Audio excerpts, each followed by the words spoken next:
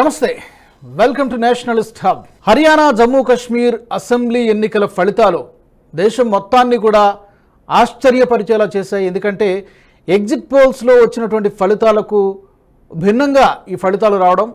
ముఖ్యంగా హర్యానా గురించి మనం మాట్లాడుకుంటే హర్యానాలో దాదాపుగా అన్ని ఎగ్జిట్ పోల్స్ కూడా ముక్త కంఠంతో ఇక్కడ కాంగ్రెస్ పార్టీ గాలి వీస్తోంది, కాంగ్రెస్ పార్టీ ప్రభుత్వాన్ని ఏర్పాటు చేస్తుందంటూ ఊదరగొట్టే ఒక విధంగా చెప్పాలంటే.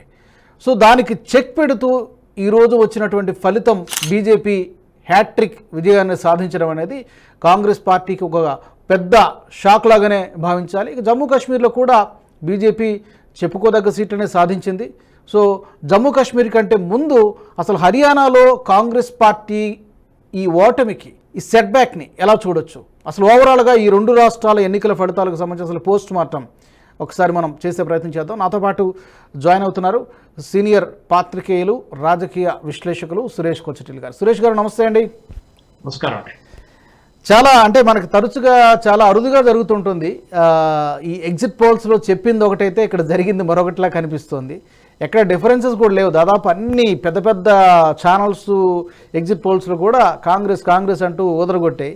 బట్ ఇవాళ మనం రిజల్ట్ చూస్తుంటే దాదాపుగా 50 ఆల్మోస్ట్ బీజేపీ ఒకటి రెండు కాస్త అటు ఇటుగా ఉండొచ్చేమో at the end of result వచ్చేసరికి. But almost BJP government form కావడం ఖాయంగా కనిపిస్తోంది. What you say sir? ఇది మనం లోక్సభ టైం ఎలక్షన్ అప్పుడు కూడా చూసాం. చాలా మంది మోదీ గవర్నమెంట్ 350, 380, 390, 400 అన్ని ఫిగర్లు ఇచ్చుకుంటూ పోయారు చాలా మంది. ఈ ఎగ్జిట్ పోల్స్ అని భారతదేశం లాంటి ప్లేస్లో ఎగ్జిట్ పోల్స్ మనం ఒకటి ప్రెడిక్ట్ చేయడం చాలా కష్టం. యూఎస్లో చూస్తుంటారు, యూఎస్ ఎగ్జిట్ పోల్స్ కరెక్ట్గా ఉంటుంది. ఇప్పుడు వాళ్ళకి తక్కువ ఎక్కువ రాదు. ఇక్కడ పర్సంటేజ్ ఒక 0.5 ఎక్కడెక్కడ వెళ్తుంది. కానీ మన దేశంలో ఎగ్జిట్ పోల్స్ ఎట్లా చేస్తారు? ఒక మనిషి బూత్ నుంచి బయటకు వచ్చినప్పుడు వాళ్ళ దగ్గర వెళ్ళి అమ్మ లేకుండా ఏం చేస్తారు, మీరు ఎవరు కోటేశారండి అని అడుగుతారు. నేను కాంగ్రెస్కి వేసాను, ఇంకోటి అంటారు నేను బీజేపీకి వేసాను, మూడోడు ఇంకా అంటాడు. 10 నోట్ చేసుకుంటారు. మళ్ళీ మీ పేరేంటి, మీ రిలీజన్ ఏంటి, మీరు ఎస్సీ ఎస్టీనా ఓబీసీనా అని కనుక్కుంటారు. వీళ్ళేం చేస్తారంటే మొత్తం ఒక రిప్రజెంటేటివ్ శాంపుల్, అంటే ఒక ఫర్ ఎగ్జాంపుల్ 10 లక్షల మంది ఉన్న కాన్స్టిట్యున్సీ అని తీసుకోండి. దాని నుంచి 1000 మంది తీసుకుంటారు శాంపుల్ సైజ్. 10 లక్షల మంది ఉన్న కాన్స్టిట్యున్సీలో ఒక 2 లక్షల మంది దళితులు ఉందనుకోండి, వాళ్ళని సపరేట్గా ఆ పర్సంటేజ్ పాపులేషన్గా తీసుకుంటారు వాళ్ళు. సో 1000 మందిని తీసుకున్నప్పుడు 200 మందిని దాన్ని తీసుకుంటారు వాళ్ళు. 200 మంది దళితులను తీసుకొని వాళ్ళ దగ్గర ప్రశ్నలు అడుగుతారు. ముస్లిమ్స్ ఉన్నారనుకోండి, 1,00,000 మంది ముస్లిమ్స్ ఉంటే 1000 మంది 100 మందికి శాంపుల్ సైజ్ తీసుకుంటారు. అట్లా శాంపుల్ సైజ్ క్రియేట్ చేసుకుంటూ వెళ్తారు. సో వీళ్ళు ఓటింగ్ ప్యాటర్న్ ఎట్లా చేస్తారంటే యూజువలీ ఈ శాంపుల్ సైజ్ అడిగేది ఒక 1000 కాకుండా 1500 మంది దాకా అడుగుతారు. Bigger the sample size lesser the error అంటే ఈ శాంపుల్ సైజ్ ఎంత పెద్దది ఉంటుందో ఎర్రర్ అంత తగ్గుతుందంట. ప్రాబ్లం ఎక్కడ వస్తుందంటే ఏ ఎలక్షన్ ముందు జరిగిన దానికి ప్రాబ్లం లేదు. ఇప్పుడు ఎలక్షన్ జరిగి కౌంటింగ్ అయ్యేదాకా ఒక నెల టైం ఉంటే ఫస్ట్ రౌండ్ జరిగిన దానికి ఈజీగా మనం కలెక్ట్ చేసుకోవచ్చు డేటా. నెక్స్ట్ డే కూడా వెళ్ళొచ్చి అడగొచ్చు, అమ్మ మీరు ఓట్ వేసారని నిన్న ఎవరికి వేసారని అడగొచ్చు. కానీ ఏ రోజు ఎలక్షన్ అయిపోతుందో అదే రోజు సాయంత్రం ఎగ్జిట్ పోల్ ఉన్నప్పుడు ఏమవుతుందంటే లాస్ట్ ఫేజ్ లో ఉన్న పోలింగ్ లో ప్రాబ్లం వస్తుంది. అక్కడ ఉంటోటి మన వాళ్ళు అబద్ధం కూడా చెప్తారు. చాలా మంది భయపడతారు, వీడేమన్నా పొలిటికల్ ఏజెంటా, మన దగ్గర ఉన్న అంత ప్రాబ్లం లేదనుకోండి. కానీ కేరళ లాంటి ప్లేసెస్ లో సిపిఎం వాడు వచ్చి ఒక పోల్స్టర్ లాగా వచ్చి అడిగితే నేను బీజేపీకి ఓటేసా అంటే వాడు కాల్ చేతి ఎరగొట్టేస్తాడు ఓటర్. అది అక్కడ నడుస్తుంది అనమాట. వీళ్ళు భయపడతారు చెప్పడానికి మేము ఎవరికి ఓటేసామని. అది నార్మల్ హ్యూమన్ టెండెన్సీ అది. కానీ ఇప్పుడు ఈ జరిగిన దానికి కూడా ఏం జరిగిందంటే ఒక మాప్ మెంటాలిటీ అంటారు. ఒక ఛానల్ చెప్పినప్పుడు అది డెఫినెట్గా అదే షేర్ డేటా ఇంకో ఛానల్ దగ్గర ఉంటుంది. అరే అందరు ఇదే చెప్తున్నారు, మనం ఒక్కడే తప్పు చెప్తే రాదు కదా, మనం మళ్ళీ రేపు మునిగిపోతామేమో, ఇది రిజల్ట్ కరెక్ట్ వచ్చింది అనుకోండి, మేము కాదు బీజేపీ కలుస్తున్నాం అని చెప్పి మనం బీజేపీ ఓడిపోతే ఏం చేస్తాం అని చెప్పి వాళ్ళకు భయం ఉంటుంది. క్రెడిబిలిటీ చాలా ఇంపార్టెంట్. ఎందుకంటే అది మై ఇండియా యాక్సెస్ ఉండొచ్చు, మీకు ఎవరైనా ఉండొచ్చు, కానీ క్రెడిబిలిటీ చాలా ఇంపార్టెంట్. ఒక్కసారి మీ క్రెడిబిలిటీ పోయిందని ఓకే, రెండోసారి పోతే మళ్ళీ ఎవరు పట్టించుకోండి ఎగ్జిట్ పోల్స్ అని. నెక్స్ట్ టైం చూడండి, నెక్స్ట్ టైం వచ్చే exit polls Maharashtra Jharkhand election రాబోతుంది కదా, అక్కడ ఎలక్షన్ ఎగ్జిట్ పోల్స్ వచ్చిన అందరు నవ్వుతారు, ఎవరు బిలీవ్ చేయరు, ఎవరు పట్టించుకోరు కూడా. నేను చూసా కదా ఏం జరిగిందని చెప్తారు అందరు. హర్యానాలో చూసారు కదా ఏమైంది అది చెప్తారు అట్లా. సో డెఫినెట్ గా ఎగ్జిట్ పోల్స్ అనేది you have to take it with pinch of salt అంటాం ఇంగ్లీష్ లో. ఒక పర్సంటేజ్ ఆఫ్ ఎర్రర్ కూడా ఉంటుంది. యూజువలీ +or -5% అన్నారు. This is more than +or -5%. కాంగ్రెస్కి 65 నుంచి 70 దాకా కూడా ఇచ్చారు కొన్ని కొన్ని ఎగ్జిట్ పోల్స్ అయితే. అవును. ఇప్పుడు కాంగ్రెస్కి 35 కూడా రావట్లేదు. సో ఆ పరిస్థితి కాంగ్రెస్ వచ్చిందనమాట. డెఫినెట్లీ ఎగ్జిట్ పోల్స్ అని భారతదేశం లాంటి ప్లేస్లో ఒకటి పాపులేషన్ లిటరసీ చాలా తక్కువ, సెకండ్ భయపడతారు, నిజం చెప్పడానికి భయపడతారు, మూడోది శాంపుల్ సైజ్ ఫేక్ చేస్తారు. కొంతమంది పోల్స్టర్స్ ఏం చేస్తారంటే ఒక 500 మందిని తీసుకున్న తర్వాత ఇంకేం అడుగుతామని చెప్పేసి వాళ్ళ ఇంట్లో కూర్చొని లేకుండా వాళ్ళ ఆఫీస్కి వచ్చి మిగతా 500 మంది ఎక్స్ట్రాపోలేట్ చేస్తారు డేటా. అంటే 500 మంది ఇంతమందికి వీళ్ళకి ఓటేస్తున్నా అంటే దాన్ని 1000 మందికి కన్వర్ట్ చేసుకుంటాం. అది కూడా నడుస్తుంది అనమాట. సో ఓవరాల్ గా క్రెడిబిలిటీ చాలా ఇంపార్టెంట్. కానీ ఈ హ్యూమన్ టెండెన్సీ ఒకటి అబద్ధం చెప్పడం, ఇంకోటి నిజం చెప్తే కూడా కరెక్ట్ గా నిజం చెప్పకుండా నేను వాడికి ఓట్ వేయలేదు, వీడు ఓట్ వేసాను, ఓట్ వేయ లోపల వాడు ఓట్ వేసాడు కూడా తెలియదు మనకి, నోటా కొట్టొచ్చాడో కూడా తెలియదు మనకి. అది కూడా ఉండొచ్చు ఒకసారి. ఇక్కడ రెండు విషయాలు సార్. ఒకటి, ఈ రెగ్యులర్స్ కాంట్రవర్సీని కాంగ్రెస్ పార్టీ తనకు అనుకూలంగా మలుచుకునేటువంటి ప్రయత్నం చేసింది. వినేష్ ఫోగట్ని దగ్గరికి తీసుకోవడము, పార్టీలో చేర్పించుకోవడం, ఇదంతా కూడా పొలిటిసైజ్ చేసేటువంటి ప్రయత్నం చేసింది. అది వర్కౌట్ అయినట్టుగా ఆమె గెలిస్తే గెలిచి ఉండొచ్చు కానీ బట్ ఓవరాల్గా రిజల్ట్స్లో ఆ ఫ్యాక్టర్ ఎక్కడ పనిచేసినట్లేదు. రెండోది, అగ్నివీర్కి సంబంధించి కూడా చాలా తప్పుడు ప్రచారాలు చేశారు. విపక్షాలన్నీ చేసే, ఎస్పెషల్లీ కాంగ్రెస్ పార్టీ ఇంకా ఎక్కువ చేసింది. ఈ రెండు విషయాలు యాక్చువల్గా ఏమైనా బీజేపీకి నెగిటివ్ అవుతాయేమో, డిసడ్వాంటేజ్ అవుతాయేమో అనుకున్నారు. ఈ రెండు కూడా ఫెయిల్ అయ్యి అనుకోవచ్చా? ఈ ప్రచారాస్త్రాలుగా వాడుకునే ప్రయత్నం చేశాయి, ఫెయిల్ అయినట్టుగా మనం చూడొచ్చా కాంగ్రెస్? మూడోది కూడా ఉంది రాజుగారు, మీరు మర్చిపోయారు ఫామ్ లాస్ గురించి. ఫామ్ లాస్ ఉంది. మోదీ గారు ఆయన కెరియర్ లో చేసిన అన్నిటికంటే పెద్ద తప్పు ఆ ఫామ్ లాస్ బిల్ విత్డ్రా చేయడం. ఆయన విత్డ్రా చేయకుంటుంటే ఆయనకు ఒక స్ట్రాంగ్ ఇమేజ్ వచ్చేది. అది ఫామ్ లాస్ అజిటేషన్ నడిచినప్పుడు మీరు తెలంగాణ, ఆంధ్ర నుంచి ఎవరైనా కనిపించారండి అక్కడ ఢిల్లీలో, లేకుంటే హర్యానా బార్డర్లో ఎక్కడైనా కనిపించారు? మన దగ్గర తమిళనాడు నుంచి ఉన్నారు, ఎవరైనా ప్రొటెస్ట్ చేశారా? కర్ణాటక నుంచి చేశారు. ఏదో 5 మంది కమ్యూనిస్ట్ వాళ్ళు నారాయణ వాళ్ళు పట్టుకెళ్తే వాళ్ళు వెళ్ళి కూర్చొని ఉంటారు ఢిల్లీలో, మిగతా ఎవరు వెళ్ళలేదండి. అంటే అదొక farmer lobby, Punjab Haryana lobby పనిచేస్తుంది. అది కూడా ఎవరు? ఏజెంట్, ఆర్థ్యాస్ అంటారు వాళ్ళు, కమిషన్ ఏజెంట్. మన దగ్గర ఉన్న బోన్పల్లి మార్కెట్లో ఉన్న టమాటా లోపలికి వెళ్ళేటప్పుడు 5 రూపాయలు ఉంటుంది, బయటకు వచ్చేదాకా 20 రూపాయలు అయిపోతుంది. ఏం లేదు వాల్యూ అడిషన్, లోపలికి వెళ్తుంది బయటకు వచ్చేస్తుంది అర్ధగంటలో. అంతే. కానీ లోపలికి వెళ్ళే టమాటా 5 రూపాయలు ఉంటుంది, బయటకు రాగానే 20 రూపాయలు అయిపోతుంది. 15 రూపాయలు ఏజెంట్ తింటారు కొంచెం, దాంట్లో 5 రూపాయలు మార్కెట్ కమిషన్ వాళ్ళకి ఇచ్చేస్తారు, ఏపీఎంసీ. ఇది జరిగేది. రైతులకి బెనిఫిట్ లేదు ఏజెంట్లతో. ఈ ఏజెంట్లే గేమ్ అని నడిపిస్తారు అనమాట. సో వాళ్ళని పక్కన పెట్టడానికి మోదీ గారు తీసుకొచ్చిన డైరెక్ట్ గా రైతులు వాళ్ళ సరుకు ఎక్కడ కావాలంటే అక్కడ వెళ్ళి అమ్మొచ్చు అని చెప్పారు. కానీ అదొక బ్యాడ్ లక్.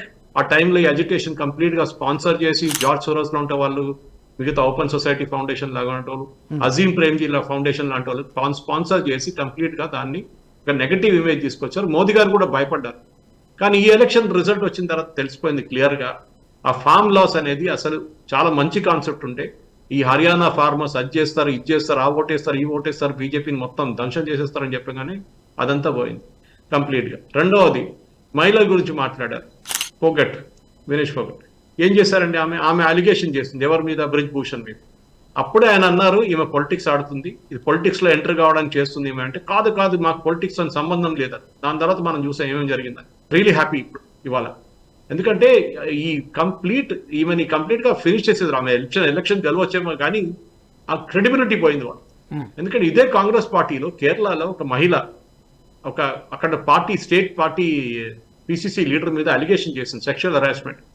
అంటే మీకు సీట్లు కావాలంటే, లేకుంటే సీనియర్ పొజిషన్ కావాలంటే సెక్షువల్ ఫేవర్స్ అడిగేటారని చెప్పి అక్కడ ఒక సీనియర్ కాంగ్రెస్ లీడర్ మీద, అంటే పిసిసి చీఫ్ మీద అలిగేషన్ చేస్తే ఇన్వెస్టిగేట్ చేయకుండా ఆమెను పార్టీ నుంచి తీసి బయటపడేశారు. ఇది మనం నేషనల్ రౌండప్ లో ఒకసారి నేను మాట్లాడాను సాయి గారితో, నాకు ఎపిసోడ్ గుర్తులేదు కానీ 2, 3, 4 ఎపిసోడ్ ముందు చేశాను. సో ఎందుకు అప్పుడు వినేష్ ఫోగట్ కి ఒక రూల్ ఉంటుంది, బ్రిజ్భూషణ్ ని కోర్టుకి తీసుకెళ్తారు, కానీ మీ పిసిసి లీడర్ని తీసుకెళ్ళి. ఇదే టైంలో అస్సాంలో కూడా జరిగింది, మీకు గుర్తుంటుంది. బివై శ్రీనివాస్ అని చెప్పి వీళ్ళ ఇండియన్ యూత్ కాంగ్రెస్ చీఫ్ ఒకడు ఉన్నాడు, వాడు అస్సాం ఇన్ఛార్జ్. అక్కడ వెళ్ళి ఏదో లేడీని ఇట్లానే హెరాస్ చేస్తే కాంగ్రెస్ లీడర్ని, ఆమె కంప్లైంట్ చేసింది పోలీస్కి. ఏం చేశారు? ఆమెను కూడా పార్టీని తీసి పడేవాడేశారు. సో కాంగ్రెస్ కి ఒక రూల్, వాళ్ళ పార్టీలో జరుగుతే ఒక రూల్, మిగతా ప్లేస్ లో జరిగితే ఎస్పెషల్లీ బీజేపీ వాళ్ళు ఎవరైనా ఇన్వాల్వ్ ఉంటే ఇంకో రూల్. ఇది కాంగ్రెస్ వాళ్ళు చేసిన పని. మూడోది మీరు అడిగారు. ఇప్పుడు గత సార్వత్రిక ఎన్నికల ఫలితాల తర్వాత ఆర్ఎస్ఎస్కి బీజేపీకి ఏదో చిన్న గ్యాప్ వచ్చింది, అంతగా పని చేయలేదు, ఇంతకు ముందున్నంత సఖ్యత లేదు అనేటువంటి ప్రచారం చాలా జరిగింది కొన్ని రకరకాల పరిస్థితులతోటి. కానీ ఈ పర్టికులర్గా ఈ ఎలక్షన్స్లో 16,000 సమావేశాలు ఆర్ఎస్ఎస్ చాలా గ్రౌండ్ లెవెల్లో చాలా పనిచేసింది. 16,000 సమావేశాలు నిర్వహించారు. ఆ ప్రభావం కూడా ఈ ఎన్నికల్లో బీజేపీకి ఫేవర్గా పనిచేసింది అన్నట్టుగా చెప్తూ ఉన్నారు. ఇది నిజమేనా, ఏమైనా ఎగ్జాజరేషన్ ఏమైనా ఉందా? ఆర్ఎస్ఎస్ యాక్చువల్లీ ముందు పక్కన జరిగిపోదాం అనుకున్నారు. ఎందుకంటే మన అక్కడున్న పాలిటిక్స్లో కట్టార్ కానీ సైనిక్ గ్రూప్స్ కానీ వీళ్ళిద్దరు గ్రూప్స్లో కొట్టుకున్నప్పుడు ఆర్ఎస్ఎస్ ఒక టైంలో ఏం చెప్పారంటే మీరు మీ పని చూసుకుంటే మాకు పని లేదు, మాకు ఫెడప్ విత్ పీపుల్ అని చెప్పి ఆర్ఎస్ఎస్ యాక్చువల్లీ పక్కనకి వచ్చేసారు. కానీ దాని తర్వాత ఆర్ఎస్ కూడా తెలిసిపోయింది వీళ్ళు పక్కన వస్తే కూడా వీళ్ళు కొట్టుకుంటే లాస్ట్లో బీజేపీకే పోతుంది, దాని ఇంపాక్ట్ ఆర్ఎస్ఎస్ మీద పడుతుంది. ఎందుకంటే రాహుల్ గాంధీ మళ్ళీ ఆర్ఎస్ఎస్ని అటాక్ చేస్తారు. సో డెఫినెట్లీ ఆర్ఎస్ఎస్ తిరిగి వచ్చారు, కానీ పనిచేస్తారు. కానీ చాలా మటుకు క్యాండిడేట్ సెలక్షన్ చాలా బాగుండే బీజేపీ ఈసారి. అది మెయిన్ రీజన్. క్యాస్ట్ పాలిటిక్స్ లో చాలా, ఎందుకంటే అక్కడ జాట్ పాలిటిక్స్ ఉంది, అక్కడ దళిత్ పాలిటిక్స్ ఉంది, అక్కడ పంజాబీ పాలిటిక్స్ ఉంది, అక్కడ కొన్ని బార్డర్ ఏరియాస్ విత్ పంజాబ్. అది కాకుండా మనం చూస్తాం చాలా మటుకు గ్రూప్ పాలిటిక్స్ కూడా ఉంది. ఈ గ్రూప్ టికెట్ ఇస్తే వీళ్ళకు, వీళ్ళ గ్రూప్ ఇస్తే వాళ్ళకని చెప్పి చాలా ఉన్నాయి. అదంతా బీజేపీ చాలా బాగా కౌంటర్ చేశారు. ఎఫెక్టివ్ గా చేశారు. ఎందుకంటే సైనిని తీసుకొచ్చినప్పుడే అందరు అన్నారు ఖతం అయిపోయింది బీజేపీ, ఫినిష్ అని చెప్పారు హర్యానా. కానీ సైని ఇప్పుడు గెలిపి చూపించాడు కదా, కట్టార్ ఢిల్లీకి తీసుకెళ్లి క్యాబినెట్ లో పెట్టేశారు.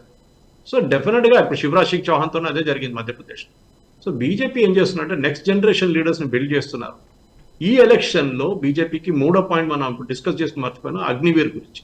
అగ్నివీర్ గురించి ఎంత దుష్ప్రచారం చేశారో వీళ్ళు. రాహుల్ గాంధీ అయితే వాళ్ళకి జీతం ఇవ్వట్లేదు, వాళ్ళు రిటైర్ అయితే వాళ్ళకి డబ్బులు లేదు, 5 సంవత్సరాల్లో వాళ్ళు రోడ్డు మీద పడేస్తున్నారు, అన్ని అబద్ధాల మీద అబద్ధాలు చెప్పాడు. ఈవెన్ యూనియన్ గవర్నమెంట్ భయపడ్డారు ఒక టైంలో. ఇప్పుడు number of years of commission కొంచెం పెంచారు వాళ్ళు. రిటెన్షన్ నెంబర్ 25 నుంచి 50% దాకా రిటైన్ చేసుకుంటా అంటున్నారు. ఇదంతా అవసరం లేదు. మన ఆర్మీ యంగ్ ఉండాలి, అది చాలా ఇంపార్టెంట్. ఈవెన్ ఆఫీసర్స్ లో షార్ట్ సర్వీస్ కమిషన్ ఉంది రాజు గారు, 5 సంవత్సరాలు అయింది, ఎప్పటి నుంచో ఉంది. అది కాంగ్రెస్ హయాంలో స్టార్ట్ అయింది, ఇప్పుడు 30-40 సంవత్సరాల నుంచి స్టార్ట్ అయింది షార్ట్ సర్వీస్ కమిషన్. 5 సంవత్సరాలు పనిచేస్తారు ఆఫీసర్స్, బయటకు వచ్చేస్తారు, వాళ్ళు సివిలియన్ లైఫ్ లో వచ్చేస్తారు. ఆ ఉన్న ఎక్స్పీరియన్స్ వాళ్ళు యూజ్ చేసుకుంటారు, వాళ్ళకి మంచి ఉద్యోగం వస్తుంది. సో ఈ దాంట్లో కూడా అగ్నివీర్ చాలా మంచి స్కీమ్ ఉంటాయి. 4వది మనం మర్చిపోయాం, ఏది దళిత్ పాలిటిక్స్ పెట్టి సర్వే అని చెప్పి రాహుల్ గాంధీ తిరిగాడు చాలా మంది. సర్వే చేపియాలని. ఏమైందండి ఇప్పుడు? అది సర్వే పోయింది, అన్ని పోయింది. ఇప్పుడు ఏమంటున్నారు చాలా మటుకు ఛానల్స్, ఎస్పెషల్లీ మా లాంగ్వేజ్ మలయాళంలో ఛానల్స్ ఏమంటున్నారు, ఇది మోదీ గారి విక్టరీ కాదు, ఇది సైని విక్టరీ అంటున్నారు. అరే ఓడిపోతే మోదీ గారి మీద వేస్తుండే, గెలిచినప్పుడు ఏమో ముఖ్యమంత్రి మీద వేస్తుండే. ఇప్పుడు చూడండి ఇప్పుడు ఏమైపోతుంది, కాంగ్రెస్ లో శైలజా కుమారి ఇంకా ఈయన హూడా కొట్టుకున్నారు, దాంతో పార్టీ ఓడిపోయిందని చెప్పి వాళ్ళిద్దరిని పార్టీని తీసి సస్పెండ్ చేసేస్తారు, లేకుంటే వాళ్ళ పార్టీ పొజిషన్ తీసేస్తారు, వాళ్ళే రిజైన్ చేసేస్తారు లేకుండా. కానీ బ్లేమ్ రాహుల్ గాంధీకి వెళ్ళదు, ప్రియాంక గాంధీకి వెళ్ళదు, ఎవరికి వెళ్ళదు, వాళ్ళందరూ ప్రొటెక్ట్ అయి ఉంటారు. వాళ్ళేం తప్పు చేయలేదండి, వీళ్ళు చేసినంత వీళ్ళే చేశారండి. గెలిస్తే రాహుల్ గాంధీ క్రెడిట్, రాహుల్ గాంధీ చేశాడు, భారత్ జోడో యాత్ర అది ఇది అని చెప్పి ఏదేదో పాటలు పాడతారు. మీరు రాహుల్ గాంధీ ప్రస్తావన తీసుకొచ్చారు కాబట్టి 2024 జనరల్ ఎలక్షన్ సార్వత్రిక ఎన్నికల తర్వాత జనరల్గా ఒక నెరేటివ్ బిల్డ్ చేసే ప్రయత్నం జరిగింది సోషల్ మీడియాలో వాటిల్లో. కాంగ్రెస్ పార్టీ గ్రాఫ్ పెరిగింది, రాహుల్ గాంధీ ఇమేజ్ పెరిగింది, మెచ్యూరిటీ లెవెల్ పెరిగింది, మోదీ గారి మోదీ గారి హవా తగ్గుతోంది, యోగి గారు కూడా ఇంతకు ముందులా లేదు, అంతా అయిపోయింది అనేటువంటి రాహుల్ గాంధీ గ్రాఫ్ పెరుగుతోంది, కాంగ్రెస్ పార్టీ గ్రాఫ్ పెరుగుతుందో ఒక నెరేటివ్ బిల్డ్ చేశారు. సో నిన్న ఎగ్జిట్ పోల్స్ తర్వాత కూడా ఇదే ప్రభావం కనిపించింది. ఈ రిజల్ట్ తర్వాత దానికి చెక్ పెట్టినట్టుగా మనం అనుకోవచ్చా? డెఫినెట్గా దాంట్లో డౌటే లేదు. ఎందుకంటే ఈ రాహుల్ గాంధీ చేసిన ఈ ప్రచారంలో అన్నిటికంటే అబద్ధాలు ఆడాడు. నంబర్ 1 ట్రూక్ అన్నమాట. కానీ దానికి అన్నిటికన్నా ఐఎమ్ రియలీ హ్యాపీ దానికి. ఎందుకంటే ఈ హర్యానా దెబ్బతో రాహుల్ గాంధీ ఇంకా రికవర్ కాడు. ఎందుకంటే దీని తర్వాత మహారాష్ట్ర రాబోతుంది, దాంతో జార్ఖండ్ ఎలక్షన్ ఉంటుంది. మహారాష్ట్ర ఎలక్షన్స్ లో షిండేని కొంచెం స్ట్రిక్ట్ చేసేస్తారు బీజేపీ, పక్కన పెట్టిస్తారు. ఎందుకంటే తెలిసిపోయింది జేజేపీ పరిస్థితి ఏమైంది చూసాం మనం హర్యానాలో. లాస్ట్ టైం 10 సీట్లు వచ్చిన పార్టీ లాస్ట్ టైం, ఈసారి వాళ్ళకి 1 సీట్ కూడా రాలేదు. సో దాంతో వాళ్ళ పవర్ తెలిసిపోయింది. ఒట్టిగా బ్లఫ్ గేమ్ ఆడడం వీళ్ళది ఉంటుంది. బీజేపీ ఇప్పుడు ఎక్కువ నెంబర్ ఆఫ్ సీట్స్ తీసుకోవాలి అక్కడ మన మహారాష్ట్రలో. షిండే దగ్గర క్లియర్ గా చెప్పాలి, మీరు పోటీ చేస్తే చేయండి, లేకుంటే పార్టీ నుంచి వెళ్ళిపోతాను, మీరు వెళ్ళిపోండి, మాకు ప్రాబ్లం లేదు, మేము గెలుస్తాం, ఎలక్షన్ ఆన్ అవర్ ఓన్ గెలుస్తాం. అది హర్యానాలో చేసి చూపించాం, మహారాష్ట్రలో కూడా చేసి చూపిస్తాం. అదొక గేమ్ ఆఫ్ బ్లఫ్ ఆడితేనే ఉంటుంది. అజిత్ పవార్ కూడా పక్కన పడేసి వెళ్ళిపోవాలి బీజేపీ. డెఫినెట్ గా బీజేపీ ఎక్కువ సీట్లు పోటీ చేయాలి సార్ మహారాష్ట్ర నుంచి. వాళ్ళకి ఓన్ మెజారిటీ వీళ్ళ ఎవరి మీద డిపెండ్ కాకుండా ఉండడానికి అట్లా పోటీ చేయాలి. అన్ని సీట్స్ పోటీ చేస్తే బీజేపీ గెలుస్తారు. బీజేపీ స్ట్రైక్ రేట్ మహారాష్ట్రలో ఎప్పుడు బాగుంటుంది. శివసేన అప్పుడు ఉద్ధవ్ ఠాకరే ఉన్నప్పుడు కూడా బీజేపీ స్ట్రైక్ రేషియో బాగుంటాయి. ఈసారి కూడా అదే చేయాల్సి వస్తుంది. డెఫినెట్ గా హర్యానా ఎలక్షన్ బీజేపీకి జార్ఖండ్ లో కానివ్వండి, మహారాష్ట్రలో, ఎస్పెషల్లీ మహారాష్ట్రలో ఒక పెద్ద బూస్ట్ రాబోతుంది. చూడండి, కొత్త ఎనర్జీ రాబోతుంది మహారాష్ట్రలో కూడా. 2 చోట్ల కూడా బీజేపీకి ఎడ్జ్ ఉంది యాజ్ ఆఫ్ నౌ చూసుకుంటే. విన్నింగ్ ఛాన్సెస్ ఎక్కువ అంటారు, జార్ఖండ్ కానీ మహారాష్ట్ర కానీ. జార్ఖండ్ పాలిటిక్స్ ఇంకోటి, అది ట్రైబల్ పాలిటిక్స్, అక్కడ అది చూసుకొని ఆడాల్సి వస్తుంది. ఛత్తీస్గఢ్ బాగా ఆడారు బీజేపీ, క్యాండిడేట్ సెలక్షన్ బాగా చేశారు. అదే క్యాండిడేట్ సెలక్షన్ ఇప్పుడు జార్ఖండ్ లో కూడా చేస్తే బాగుంటుంది. మహారాష్ట్రలో శివసేన షిండే ఫ్యాక్షన్ పక్కన పెట్టి వాళ్ళకు ఒక 30-40 సీట్లు ఇచ్చి కావాలంటే పోటీ చేయండి, లేకుంటే వద్దని చెప్పేసి వాళ్ళని పంపించేసారు అంతే. ఫైనల్లీ ఈ మనకు తెలుసు మనోహర్ లాల్ ఖట్టర్ 6 months ముందే అతన్ని పక్కన పెట్టి నయాబ్ సింగ్ని ముందుకు తీసుకురావడం జరిగింది. ఈ సోషల్ ఈక్వేషన్స్ని, సామాజిక సమీకరణాలని బ్యాలెన్స్ చేయడంలో ఈ మూవ్ బాగా వర్కౌట్ అయిందా? ఎందుకంటే అక్కడ జాట్లు దాదాపుగా మనకి ఓబీసీ 42% అనుకుంటా, జాట్లు దాదాపుగా 27% ఉన్నట్టుగా తెలుస్తుంది. బ్రాహ్మణులేమో 8 to 10-12% ఉన్నట్టుగా తెలుస్తుంది. ఈ సోషల్ ఈక్వేషన్స్ని బ్యాలెన్స్ చేయడంలో బీజేపీ బాగా కసరత్తు చేస్తుంది అనుకోవచ్చు మనం. డెఫినెట్గా అది 2-3 స్టేట్స్లో డెఫినెట్ అండి. మన ఆంధ్ర వైపు అప్పుడు చూడొచ్చు. ఆంధ్రాలో కూడా క్యాస్ట్ ఈక్వేషన్ చాలా ఇంపార్టెంట్. చంద్రబాబు నాయుడు గారు చాలా మంచిగా ఈసారి ప్లాన్ చేసి ఆడారు ఆ గేమ్. బీహార్, యూపీ ఇట్లాంటి రాష్ట్రాలు, ఇంక్లూడింగ్ హర్యానా, ఈ రాష్ట్రాలన్నీ డెఫినెట్గా క్యాస్ట్ ఈక్వేషన్ చాలా స్ట్రాంగ్ ఉంటుంది. కరెక్ట్గా క్యాస్ట్ ఈక్వేషన్ తీసుకొచ్చి ఇప్పుడు కూడా బీజేపీ వైపు నుంచి, కాంగ్రెస్ వైపు నుంచి 4 రెబెల్స్ గెలుస్తున్నారు. వాళ్ళు కాంగ్రెస్ క్యాండిడేట్ ఉండాల్సింది వాళ్ళు, కానీ వాళ్ళకి టికెట్ ఇవ్వలేదు. వాళ్ళు కాంగ్రెస్ నుంచి బయటకు వచ్చి రెబెల్గా పోటీ చేసి వాళ్ళు గెలుస్తున్నారు ఎలక్షన్ ఈసారి. సో అట్లాంటి పరిస్థితుల్లో కూడా కాంగ్రెస్ కూడా తప్పు చేశారు. బీజేపీ క్యాండిడేట్ సెలక్షన్ బాగా చేశారు హర్యానాలో. దాంట్లో చాలా మటుకు రీసెర్చ్ జరిగింది, చాలా మటుకు క్యాండిడేట్స్ రీప్లేస్ చేశారు బీజేపీ. అది లోక్సభ ఎలక్షన్లో జరిగిన తప్పు కాకుండా ఈసారి కరెక్ట్గా పార్టీకి సెలక్షన్ బాగుంది. All right, thank you so much Suresh గారు. Thank you very much for joining us. చూద్దాం రాబోయే రోజుల్లో జార్ఖండ్లో ఎలా ఉంటుంది, మహారాష్ట్రలో ఎలా ఉంటుంది అనేది మనం చూడాలి. Thank you very much for joining us. Exit polls ఫలితాలకు భిన్నంగా తారుమారు చేస్తూ ఫలితాలు వచ్చాయి. హర్యానాలో బీజేపీ ప్రభుత్వాన్ని ఏర్పాటు చేయబోతోంది. జమ్మూ కాశ్మీర్లో కూడా చెప్పుకోదగ్గ ప్రభుత్వాన్ని ఏర్పాటు చేయకపోయినా బట్ చెప్పుకోదగ్గ స్థాయిలో సీట్లను కైవసం చేసుకుంది. చెప్పలేం రాబోయే సంవత్సర కాలంలో, సంవత్సరం తర్వాత ఎప్పుడైనా ఏమైనా జరగవచ్చు రాజకీయాలలో, అది ఇప్పుడే మనం మాట్లాడలేనటువంటి పరిస్థితి.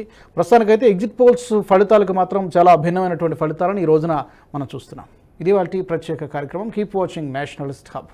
ఈ వీడియో మీకు నచ్చినట్టయితే లైక్ చేయండి, 10 మందికి షేర్ చేయండి. అలాగే కామెంట్ల రూపంలో మీ అభిప్రాయాలను మాతో పంచుకోండి. Nationalist hub group of channels ను సబ్స్క్రైబ్ చేసుకుని తెలుగునాట జాతీయవాద జర్నలిజాన్ని ప్రోత్సహించండి. ఈ వీడియో కింద ఉన్న బెల్ ఐకాన్ పై క్లిక్ చేయడం మర్చిపోవద్దు.